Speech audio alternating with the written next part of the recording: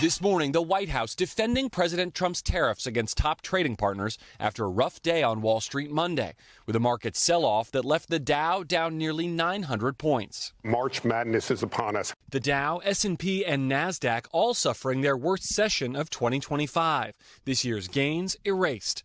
Wall Street analysts blaming the slide on President Trump's trade war and increasing fears of a possible recession, which the president did not rule out in an interview Sunday. Are you expecting a recession this year?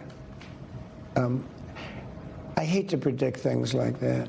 There is a period of transition because what we're doing is very big. The White House releasing a statement after the markets closed Monday that read in part, President Trump delivered historic job, wage, and investment growth in his first term and is set to do so again in his second term. His top economic advisor on Monday morning downplaying concerns. But for sure, this quarter, there are some blips in the data. One of the stocks suffering most, Elon Musk's Tesla. Musk asked yesterday about managing the president's cost-cutting efforts along with his businesses. How are you running your other businesses? With great difficulty. The billionaire drawing scrutiny, suggesting he may target so-called entitlements, which include programs like Medicare and Social Security. Most of the federal spending is entitlements. That's like the big one to eliminate. While the president continues with his on-again, off-again tariffs with more promise tomorrow. China on Monday slapping a 15% tariff on American agricultural products like chicken, wheat, corn, and cotton.